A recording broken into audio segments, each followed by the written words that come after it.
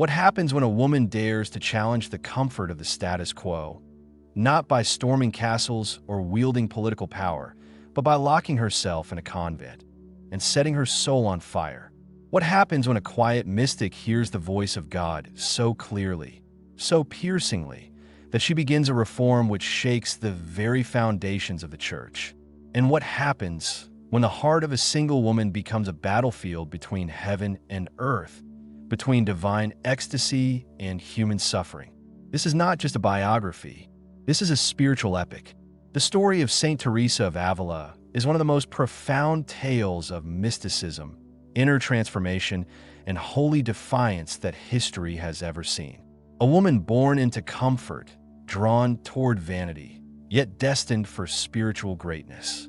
A cloistered nun who became a rebel reformer. A hidden mystic whose voice still echoes across centuries. She didn't seek power. She didn't seek applause. She sought God with a love that burned through veils of fear, complacency, and even persecution. She lived in a time when women had little voice, little freedom, and little recognition. And yet, from the quiet stone walls of a convent, Saint Teresa raised a cry so holy, so unshakable, that even kings and popes would listen. She would say, "God alone is enough." But what led her to such trust? What sufferings refined her soul into gold? What vision did she see that made her abandon everything for the love of Jesus Christ? Stay with us until the end of this video as we unfold the extraordinary story of Saint Teresa of Ávila, a woman of profound mystical visions, of relentless reform, and of deep interior life. A saint who dared to let God rebuild the church, beginning with her own soul.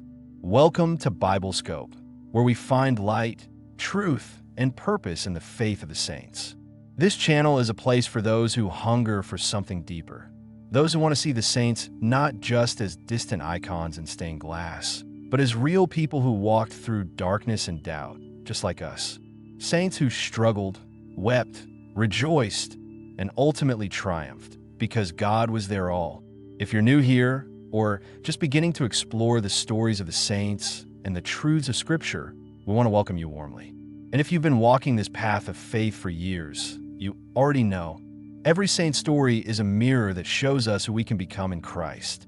Saint Teresa of Ávila was not born a saint. She was a spirited young girl, bold and imaginative, sometimes torn between the world and God. She knew comfort. She knew fear. She knew sickness, temptation, and even periods of deep spiritual dryness. But she also knew the voice of God. And once she surrendered fully to it, nothing would ever be the same. So, before we dive into her remarkable life, here's your invitation. Like this video if you're drawn to the stories of those who lived radically for Christ. Subscribe to Biblescope for more spiritual biographies, biblical teachings, and journeys through Scripture. And hit the bell so you don't miss the next episode in our Saints of the Church series. Saint Teresa's story is not just to be told. It is to be felt, contemplated, and ultimately imitated. Because the world doesn't just need more information. The world needs witnesses. And that's what the saints are, blazing witnesses to the power of grace in human lives. So come, step into the inner castle of Saint Teresa's heart. Let her prayers guide you, her words challenge you, and her love for Christ inspire you. You may find, by the end of this journey, that her story is not so distant after all. You may begin to recognize parts of your own soul in hers. And you may just hear the whisper of the same voice that called her. I am yours, and you are mine.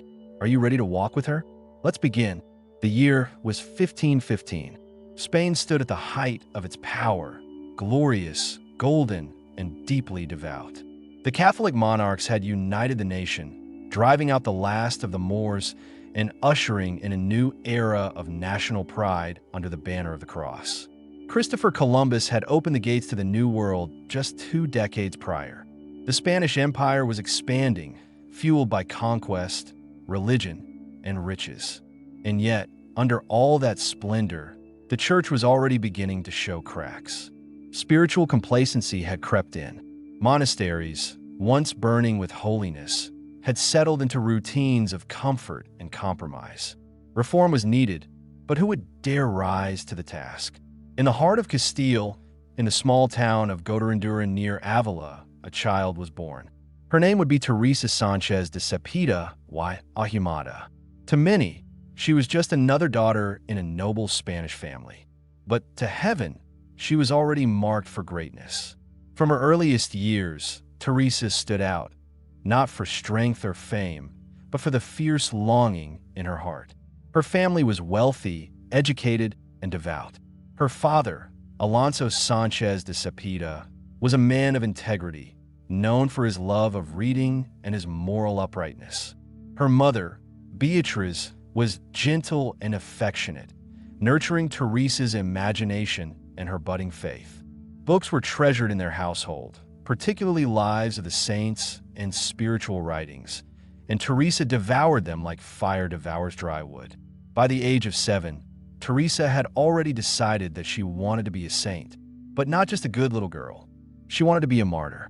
One day, with all the seriousness her small heart could muster, she convinced her younger brother Rodrigo to run away with her to the land of the Moors, where they could offer themselves to be killed for Christ. As they crept out of the house, barefoot and full of zeal, they whispered their dream to one another. Forever, forever, forever. That's what they believed heaven would be, an eternal reward for a moment of bravery. They didn't get far. An uncle spotted them on the road and dragged them back home before their holy quest could unfold. But the seed was planted. The desire for something more, something eternal, had already taken root in Teresa's soul. Later she would laugh at her childish plan, calling it naive, but she never let go of that fire. That longing for forever. That ache to live not for herself, but for God. But childhood would not stay golden for long. At just 13 years old, Teresa's mother died suddenly, leaving a gaping wound in her heart. The loss shook her deeply. She would later write, "When I began to realize what I had lost, I went in my distress to an image of Our Lady and begged her with many tears to be my mother now." That moment, kneeling before the Virgin Mary, pouring out her sorrow, became one of the defining turning points of Teresa's early life. In grief, she turned not inward but upward. Mary became her mother. God became her anchor, and the seeds of mystical intimacy, still fragile and hidden, began to grow. But the path was not yet straight. Like so many young souls with a call, Teresa soon found herself torn. In her teenage years, Teresa was caught between two worlds, the world of virtue and the world of vanity. She was lively, intelligent, and attractive. People enjoyed her company. She had a gift for conversation, a sharp wit, and a natural charisma. She began to care more about her appearance, her clothes, and the way others saw her. She would later admit that she spent too much time in front of the mirror, too much time focused on earthly things. And yet, beneath it all, she knew. Deep down, she knew she was made for more than lace and laughter. "I began to dress in finery and to wish to please others with my appearance," she confesses in her autobiography, The Life of Teresa of Jesus. "I loved to be admired and made much of. At the same time, I did not abandon God. It's a tension many of us can understand, the desire to please God, but also to be liked, accepted, even adored." She would go back and forth in her mind. One moment, dreaming of becoming a nun. The next, entertaining thoughts of marriage. She battled distractions, temptations, and the natural restlessness of youth. Her father, seeing the storm within her, made the fateful decision to send her away. First to a boarding school run by Augustinian nuns. There, her heart began to quiet. The seed of her vocation was watered again. Among the sisters, she found role models of devotion and simplicity. She began to pray more earnestly. The influence of one nun in particular, gentle, sincere, and full of wisdom, stirred her again toward religious life. But when illness forced her to return home, she found herself once again facing a divided heart. It was in this season of struggle that Teresa made the bold decision that would change everything. At the age of 20, without her father's full consent, she entered the Carmelite convent of the Incarnation in Avila. Her father had objected, not because he didn't value faith, but because he feared the harshness of convent life and the potential loss of his daughter's health.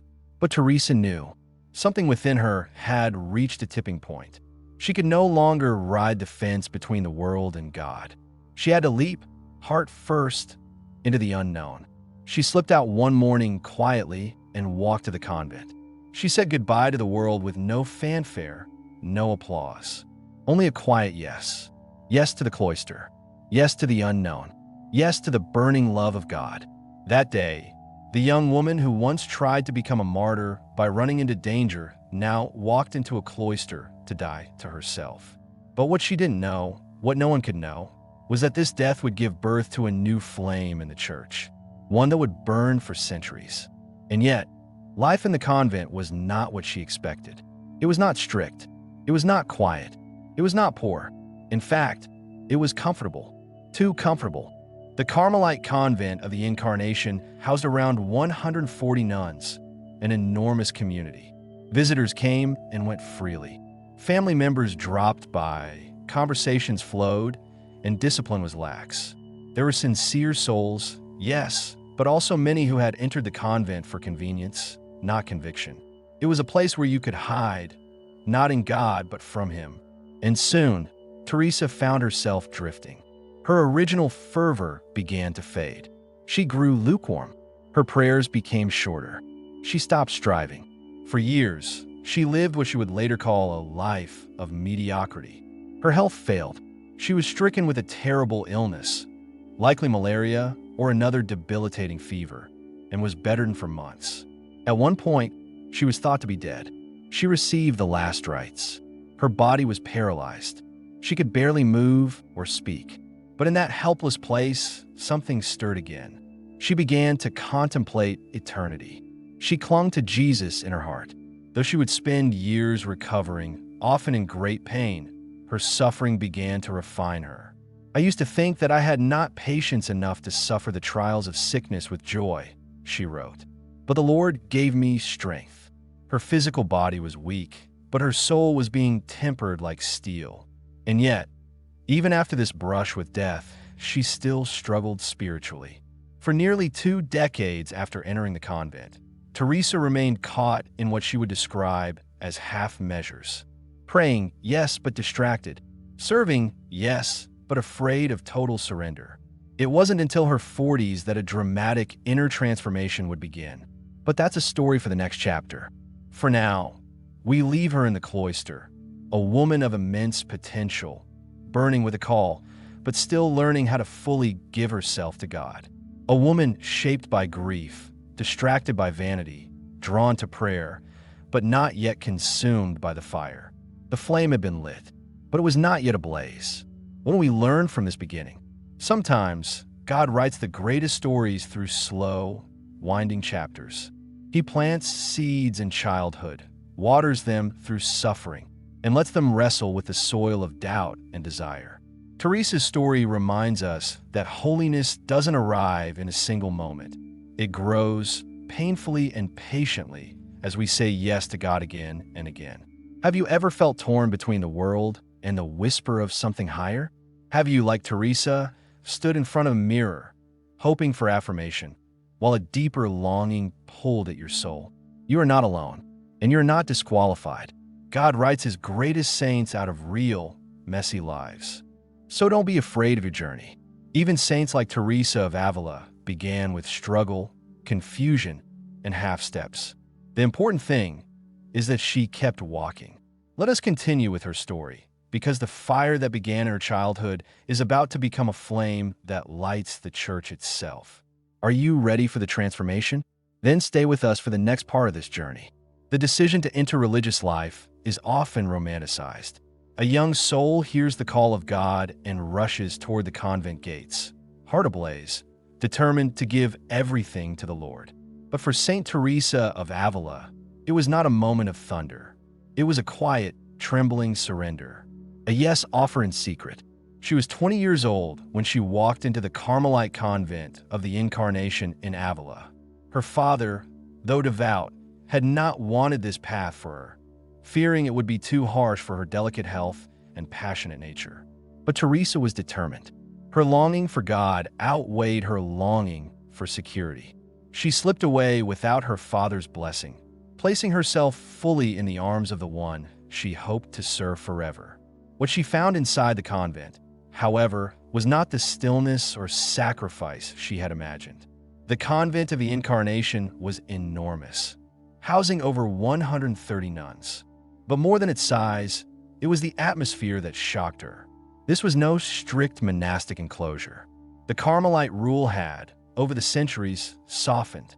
Visitors flowed in and out. Conversations often drifted toward gossip. Daughters of wealthy families were sent here more out of convenience than vocation. There were no vows of silence, no radical poverty, no fire. It was a convent in name, but in spirit, it was drifting. For a soul like Teresa's, one still learning how to die to the world, this setting was dangerous.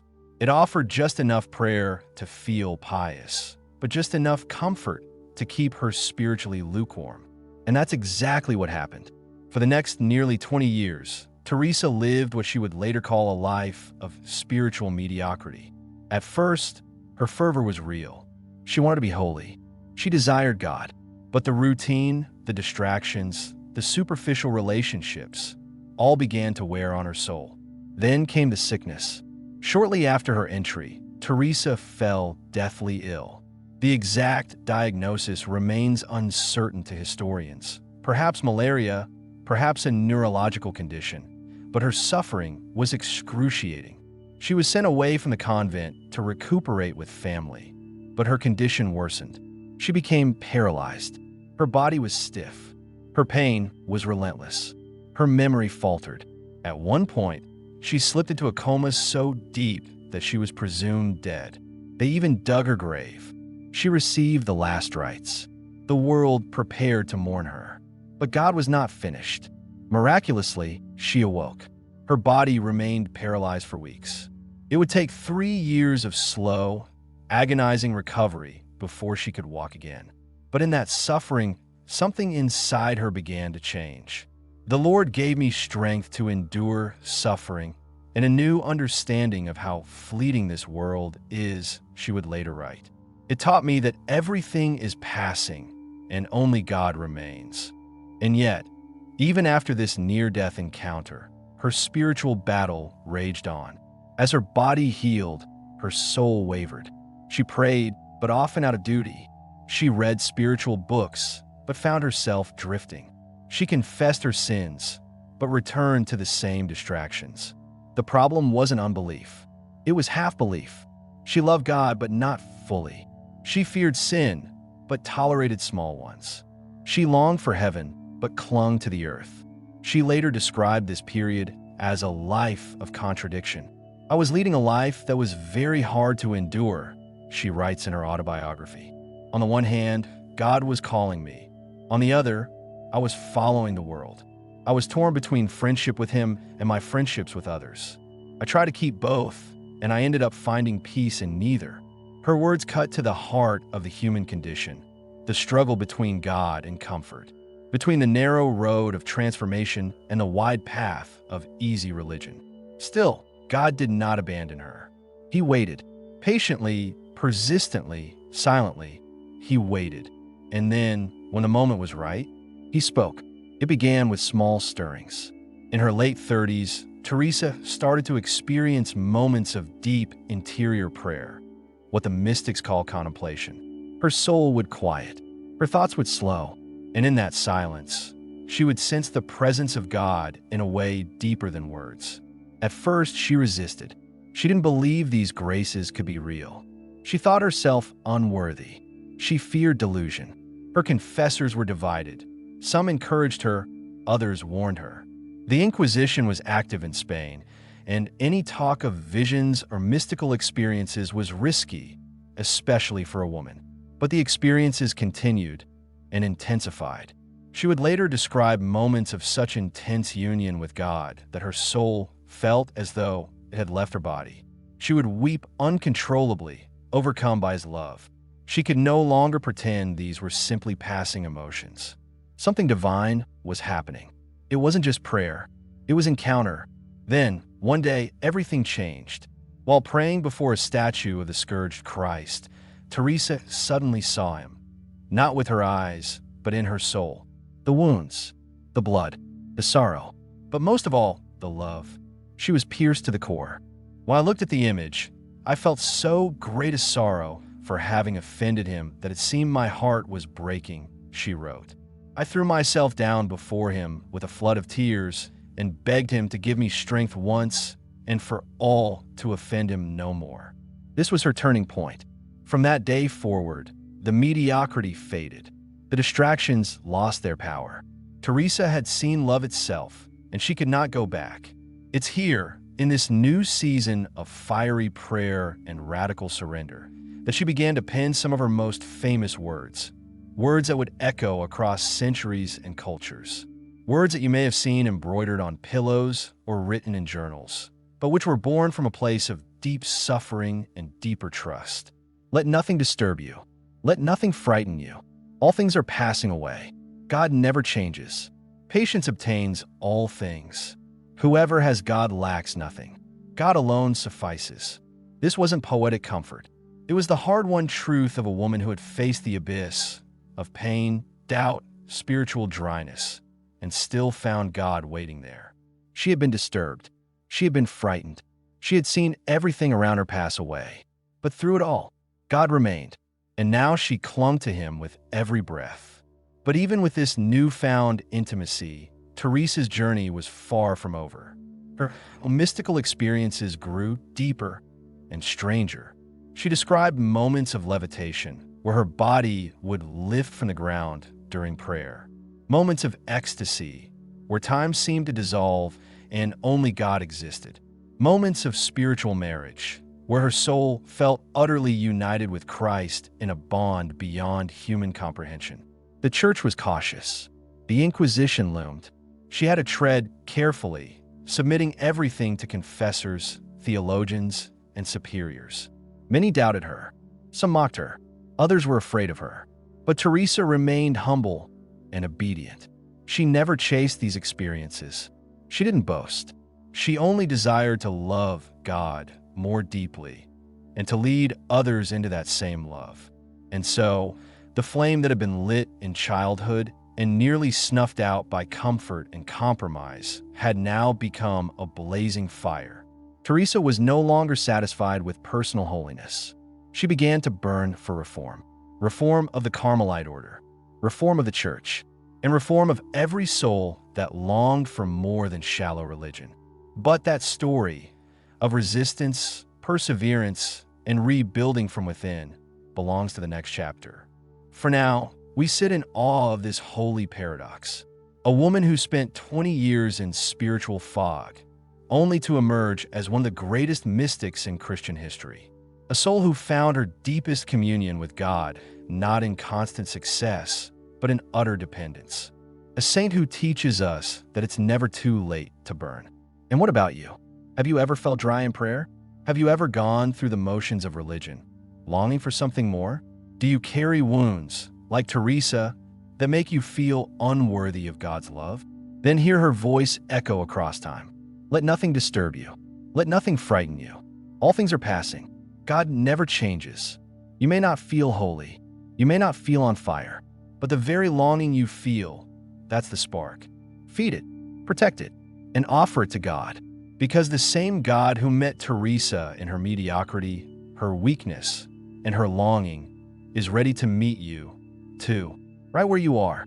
Let us journey onward, because Teresa's fire is about to leap from prayer into action, from contemplation into reform, from mysticism into mission. She was a cloistered nun, unseen by the world, living behind stone walls and silence. And yet, the heavens were opening above her. Saint Teresa of Ávila was not seeking attention. She was not looking for signs or wonders. Her only desire was to be wholly united to God. And it was in that purity of desire, raw, painful, and honest, that God began to draw her into the deepest currents of mystical union. Her prayer life, once dry and distracted, had become a place of fire. She would often kneel in silence for hours, utterly absorbed in God's presence, so much so that time would dissolve. She no longer recited memorized prayers. Her soul had entered what the mystics call infused contemplation, a state of prayer entirely moved by God, where the mind is stilled and the heart is overcome with divine love. It was here that ecstasies began. Picture this. Teresa kneels alone in her cell, her eyes closed, hands gently folded. A hush fills the air. Then, without warning, her body becomes weightless. Her face glows with an expression of rapture. Her lips move, but no sound escapes. Her feet lift off the ground. Time stops. This wasn't myth or imagination. It happened multiple times. She herself, reluctant and even embarrassed, described these moments in her writings, particularly in her autobiography. When God's love flooded her soul with overwhelming force, her body sometimes rose from the earth, defying all natural explanation. It was not something she wanted. In fact, she would beg God not to allow it in public, fearing it would attract attention or scandal. But it happened, and those who witnessed it, including fellow nuns, priests, and theologians, confirmed it. When the Lord wishes the body to be lifted up, there is no resisting him, she wrote.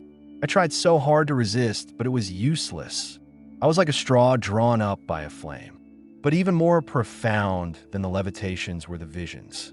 She didn't just feel God's presence, she saw him, not with her physical eyes, but with the eyes of the soul. She saw angels, radiant and blazing with love. She heard the voice of Christ, gentle and commanding. She had visions of heaven, hell, and purgatory. And in one of her most famous experiences, she described being pierced in the heart by a golden spear held by an angel, what is now known as her transfiguration. The pain was so sharp that it made me utter several moans, she wrote, and yet so sweet that I never wished to be rid of it. This moment was so central to her mystical life that artists throughout history have depicted it. Most famously in Bernini's sculpture, The Ecstasy of Saint Teresa in Rome, where marble seems to melt under the force of divine love. These visions were not just emotional highs. They were steps on a path, what Teresa called the interior castle. She saw the soul as a crystal castle with many rooms, and prayer as a journey deeper and deeper into its center, where God dwells. Most people, she said, live in the outer rooms, busy, distracted, half aware of God. But through humility, detachment, and deep prayer, the soul can move inward into ever-deepening union with the divine. At the very center, in the innermost chamber, the soul experiences what Teresa called spiritual marriage, a mystical union with Christ so complete, so intimate, that the soul and God become one in love. The soul is conscious of such a presence of God, she writes, that she seems to be utterly engulfed in him. This was not figurative or symbolic for her. It was real. It changed how she walked, how she spoke, how she thought, how she loved. From this union flowed everything: her reform, her courage, her wisdom. And yet, Teresa was not without fear. She worried constantly that she might be deceived. The devil, she believed, could appear as an angel of light. She submitted everything to confessors and theologians. She begged God for discernment. At times, she felt completely unworthy. A simple, uneducated woman. How could she be receiving such graces? But over and over, Jesus assured her. He gave her miraculous insights, prophetic words, and the ability to read hearts. And with these gifts came responsibility. I had no one to teach me, she once said, and the Lord himself became my master. Even so, the more she spoke of her experiences, the more suspicion she attracted. Spain in the 16th century was not a safe place for mystics, especially female ones. The Spanish Inquisition was vigilant, its eyes sharp for heresy, delusion, and any deviation from orthodoxy. Mystical claims, especially visions and ecstasies, were viewed with skepticism and often punished. Teresa knew this. She was interrogated. Her writings were examined. She was denounced by some as hysterical, deceitful, or even possessed. Clergy, especially those threatened by her reforming zeal, questioned her authority, her experiences, her motives. Some called her dangerous. Others tried to silence her. But Teresa remained obedient, measured, and humble. She always submitted to the church, always deferred to her confessors, always spoke of her visions not as proof of her greatness, but of God's mercy. In a time when women were barely heard, Teresa's voice echoed through the cloister walls and into the heart of the church. During these years of mystical union and opposition, Teresa began to write, not for fame, not even by her own choice, but out of obedience. She wrote because she was asked to, and what she left behind were some of the greatest spiritual masterpieces in Christian history. Her most famous work, The Interior Castle, is a map of the soul. It describes the journey of prayer as movement from the outer rooms of distraction into the innermost dwelling of God. It's not academic. It's alive, born from personal experience, not theory. In it, Teresa speaks with wisdom, clarity, and fire. She addresses beginners, advanced souls, and everyone in between. She encourages, warns, and guides with a mother's heart and a warrior's precision. Another treasure is The Way of Perfection, a guide written specifically for her nuns, offering practical advice for growing in humility, detachment, and pure love of God. In it, she breaks down the Our Father line by line, revealing depths most never consider. And then there's her autobiography, honest, vulnerable, and infused with heavenly insight. In it, she shares her whole journey, the struggle, the lukewarm years, the conversions, the visions, and the burning love that finally consumed her. These writings didn't just inspire. They converted, they reformed, and they endure, centuries later, still igniting hearts. What do we make of a woman who floated above the ground in prayer, who spoke with angels, who entered into a divine marriage with Christ, and who, despite it all, remained deeply human? Teresa of Avila was not seeking the miraculous. She was seeking God, and God, in His mercy, gave her more than she ever imagined. She was not fearless. She was not perfect, but she was faithful. She shows us that mysticism is not about emotional highs or supernatural experiences. It's about intimacy, a love so pure, so consuming, that it transforms every corner of the soul. You may never levitate. You may never see visions, but the same Christ who met Teresa in her quiet cell is waiting to meet you in your prayer, your suffering, your longing. Are you willing to walk deeper into the interior castle of your own soul? Are you willing to let God possess you, not just outwardly, but entirely? In her later years, Teresa would look back, not with pride, but with wonder. And in one of her most famous quotes, she offers a guide for every soul navigating suffering, fear, and the unknown. Let nothing disturb you. Let nothing frighten you. All things are passing. God never changes. Patience obtains all things. Whoever has God lacks nothing. God alone suffices. Let these words be your anchor. Let them carry you through dryness, through distraction, through spiritual confusion. She had seen heaven. She had heard the voice of Christ. She had touched the burning heart of divine love. But now, she had work to do on earth. Saint Teresa of Ávila, mystic, visionary, and contemplative, would now become something the world never expected: a rebel, a foundress, a reformer. And the battleground was not a palace or a pulpit, it was the cloister. By the mid-1500s, Teresa had spent years navigating the tension between mystical union and worldly distractions. Her own experience of Carmelite life had shown her that something vital had been lost. The original fire of the order, founded centuries before on Mount Carmel as a life of silence, poverty, and contemplative prayer, had dimmed under layers of social custom and lax discipline. Many convents had become comfortable refuges for the daughters of wealthy families. While vows were still made, they were often bent. While prayer still occurred, it was shallow. The cloister had become crowded not just with people, but with noise, visitors, and compromise. Teresa longed for more. She longed for the original spirit of Carmel. She longed for a place where God would be loved with undivided hearts. This longing became a calling, and that calling became a mission. In 1562, Teresa received permission, barely, to found a new convent in Ávila, one that would return to the strict ideals of the original Carmelite rule. It would be poor, silent, small, and entirely devoted to contemplative prayer and sacrificial love. She called it St. Joseph's. The new community would come to be known as the Descalced Carmelites, descalced meaning shoeless or barefoot, a symbol of radical poverty and humility. The sisters would go without shoes, without personal property, without distractions, but they would live with fire. The foundation was controversial from the start. Local clergy opposed her. Powerful families scorned her. Even her fellow Carmelite sisters were divided. Many thought the stricter life was unnecessary, even dangerous. How could a woman, an unlearned nun, dare to change an established order? But Teresa pressed on. God gave me courage.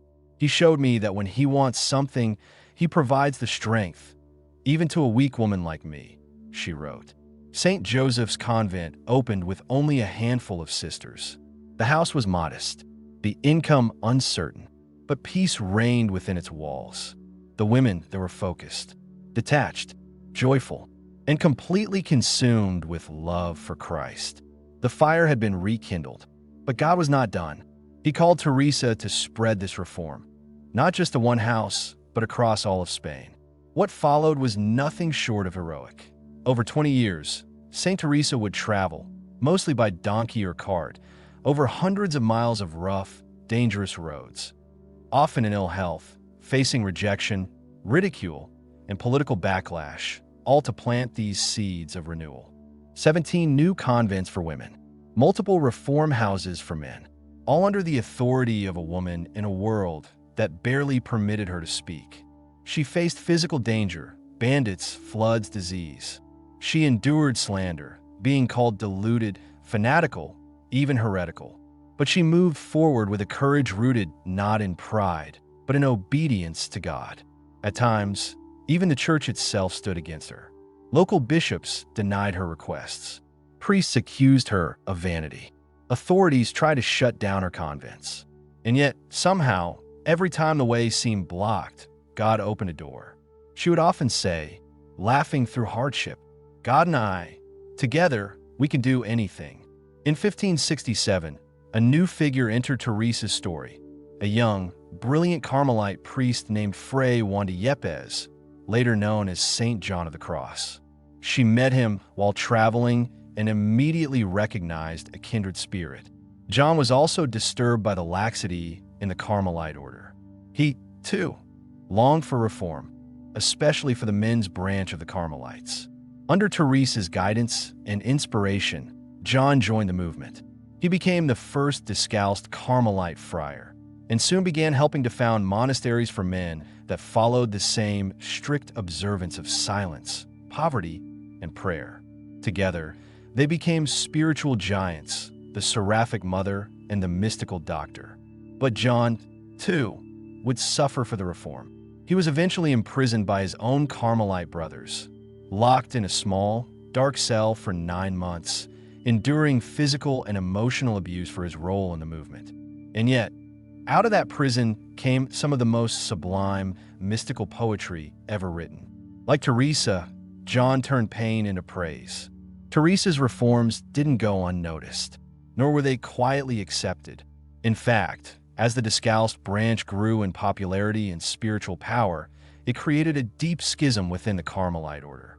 The original, calqued, Carmelites accused her and her followers of arrogance, disobedience, and division. They tried to shut her down. They tried to bring the Descalced communities under their control. At one point, papal intervention was required to separate the branches. But throughout every storm, Teresa remained unwavering. She obeyed the church. She submitted to spiritual direction. She trusted in God. And in the midst of all the turmoil, her joy never left her. She laughed often. She made jokes, even in suffering. She encouraged her sisters to be cheerful, to sing, to live fully and freely for God. She wanted holiness without gloom, joy without excess, fire without fanaticism. Christ has no body now but yours. One of her most famous quotes, often attributed to her in spirit, if not exact words, is this: Christ has no body now but yours. No hands, no feet on earth but yours. Yours are the eyes with which he looks with compassion on this world. Yours are the feet with which he walks to do good. Yours are the hands with which he blesses all the world. These words capture Teresa's mission. She was not content with private holiness. She believed that contemplation must lead to action. That mystical union with Christ must produce works of mercy, compassion, and transformation in the world. For her, faith was not a feeling. It was a fire that demanded movement. Prayer cannot be called genuine, she once said, if it does not lead to action. And what action she inspired? What can we learn from her reform? Saint Teresa's reform was not just about restoring rules. It was about reviving love, deep, pure, all-consuming love for God. She shows us that holiness is not passive. It's heroic. To be a saint, you must stand up, even if you're standing alone. You must resist mediocrity.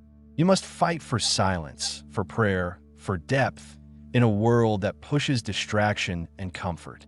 She also teaches us that true reform doesn't begin with others. It begins within. Before she reformed a single convent, she let God reform her, cleansing her heart of pride, distractions, and attachments.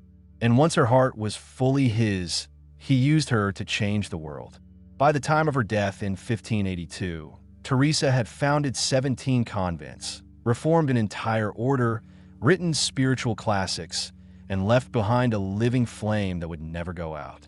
She was canonized in 1614, and in 1970, nearly 400 years later, she became the first woman in church history to be declared a doctor of the church, recognizing the depth and authority of her spiritual teaching.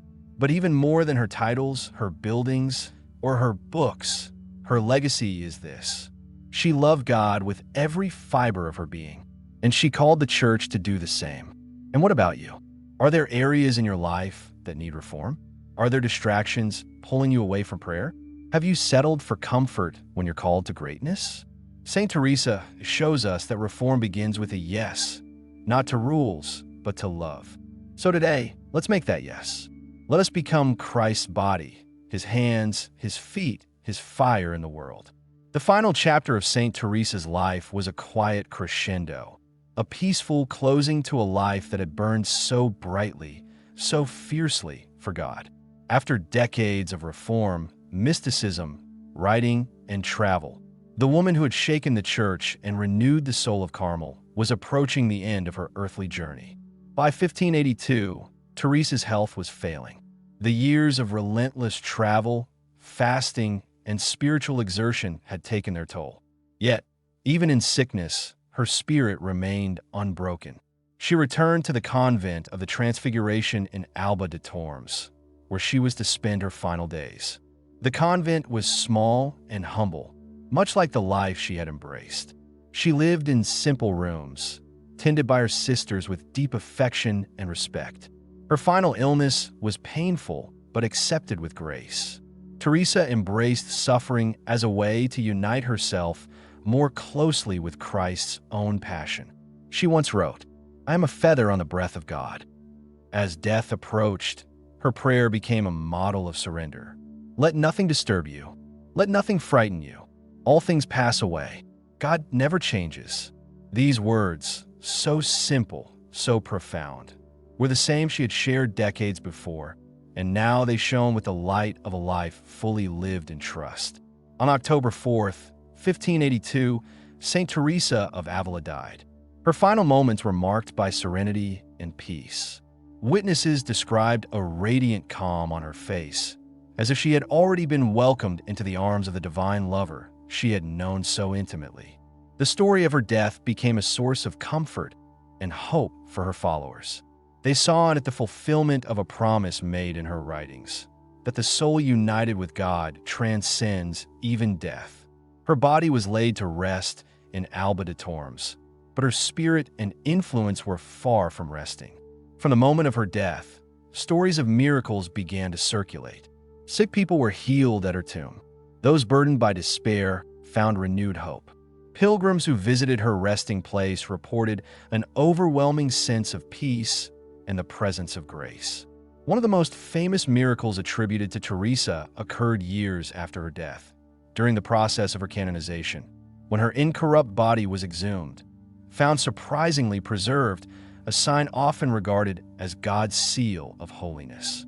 These miracles affirmed what many already believed, that Teresa's life had been touched by divine favor, and that her prayers continued to intercede powerfully for those who sought her help. In 1614, just over 30 years after her death, Teresa was officially canonized by Pope Gregory XV. This recognition was a formal acknowledgement by the Church that Teresa's life was exemplary and worthy of veneration by the faithful worldwide. But the Church did not stop there. Nearly 360 years later, in 1970, Pope Paul VI declared Teresa of Ávila the first female doctor of the Church. This prestigious title is reserved for saints whose teachings and writings have had a profound, lasting impact on theology and spirituality. Her works, The Interior Castle, The Way of Perfection, and countless letters, are still studied today, guiding countless souls deeper into the mystery of God. Her elevation was a clear signal. The voice of a woman mystic and reformer was not only respected, but essential for the life of the Church. Saint Teresa's influence extends far beyond the walls of Carmelite convents. She is the patroness of mystics, inspiring those who seek a direct, intimate encounter with God. She is the patroness of writers and poets, having given us some of the most beautiful spiritual literature ever penned. And she remains a beacon for spiritual reformers, reminding us that renewal always begins in the heart, but calls for bold action. Countless Christians across centuries have found in her example a model of courageous faith, one that combines deep prayer with relentless dedication to transforming the world. What can we learn and imitate from Teresa's life today?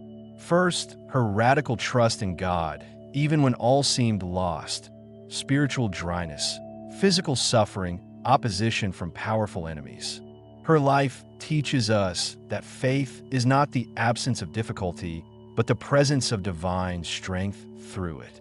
Second, her vision that prayer and action are inseparable. To know God deeply means to love Him in the concrete realities of everyday life, to serve the poor, to reform ourselves, and to carry the light into darkness. Third, her joy in the journey. Teresa's reforms were serious, but she never lost her humor or her delight in God's presence.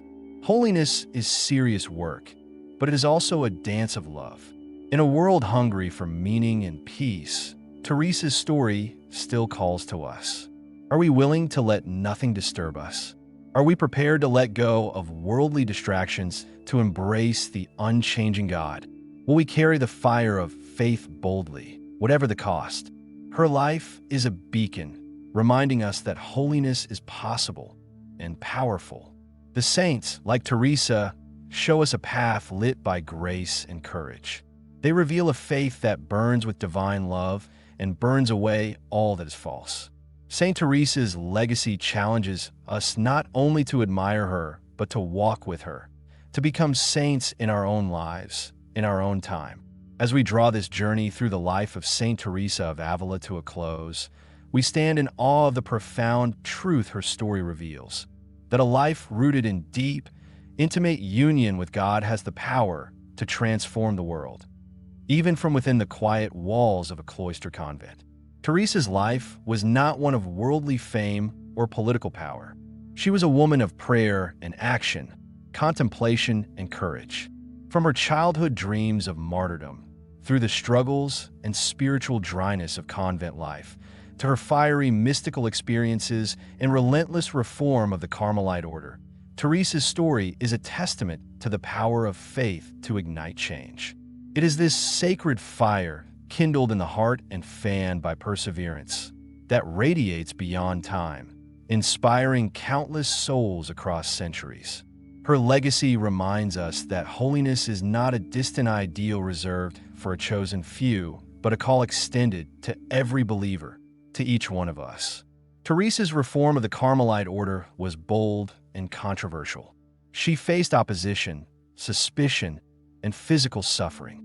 Yet her commitment to a life of poverty, prayer, and simplicity reawakened the spiritual vitality of a church in need of renewal. But beyond the external impact, Teresa's writings reveal the inner transformation she sought, not just for herself, but for all who long to dwell in the presence of God. Her masterpiece, The Interior Castle, invites us to journey through the many rooms of our own souls, to confront the distractions, fears, and doubts that keep us from the innermost chamber where God waits. Her famous words echo still. Let nothing disturb you. Let nothing frighten you. All things pass away. God never changes. In these words is the heart of her spiritual teaching, a call to fix our gaze on the eternal amidst the shifting storms of life. Take a moment now, dear viewer, and reflect. What are the distractions in your soul's castle that keep you from entering the inner chamber where God waits? Is it the noise of daily worries, the pull of worldly desires, or the shadows of doubt and fear? Are there walls you have built, perhaps unknowingly, that shield you from deeper intimacy with God? Teresa's life invites us to a courageous interior examination. She shows us that true transformation begins when we face these obstacles honestly and choose to press onward in prayer and faith. Saint Teresa's journey was not easy. She knew what it meant to wrestle with spiritual dryness, to endure illness, to face opposition. But through it all, she persevered. Her example calls us to do the same. Not to expect a life of constant spiritual consolation, but to trust that God's love remains steadfast, even when unseen. This is a path of endurance, of returning day after day to the quiet room of prayer, of opening our hearts to God's presence, no matter the circumstances. In a world filled with distractions and noise, Teresa's legacy is a lighthouse guiding us back to what matters most, the indwelling presence of the Holy Spirit. Imagine, for a moment, what the church would look like if every believer prayed with Teresa's depth and passion. What if every soul learned to navigate the inner castle of their heart, letting go of what hinders and embracing the silence where God's voice is heard most clearly? What if the courage to reform, the joy in suffering, and the relentless pursuit of holiness characterized every community of faith? These are mysteries to ponder, invitations to faith and action that Saint Teresa's life leaves open for each generation to answer. The saints stand as living proof that holiness is not just possible, it is powerful. Saint Teresa's life shows us what faith lived fully can look like: a life of prayer, struggle, sacrifice, and joy, a life that draws others closer to God. Her story encourages us to pick up the torch and walk forward in faith, to become saints in our own time and place. What part of Saint Teresa's story touches your heart most deeply? Is it her daring to reform a sleeping church? Her intimate mystical encounters with Christ? Her unwavering trust in God amid trials? We invite you to share your reflections in the comments below. Let's create a community where the legacy of the saints continues to inspire and strengthen us all. If you have been inspired by this story of Saint Teresa of Ávila, please like this video and subscribe to Biblescope. Here at Biblescope, we find light, truth, and purpose in the faith of the saints. Together, let's walk with more heroes of the faith, learning from their courage, their love, and their witness. Thank you for joining us on this journey through the life of a holy reformer, a mystic, and a woman on fire for God. May Saint Teresa's flame continue to burn brightly in your heart, guiding you ever closer to the eternal light.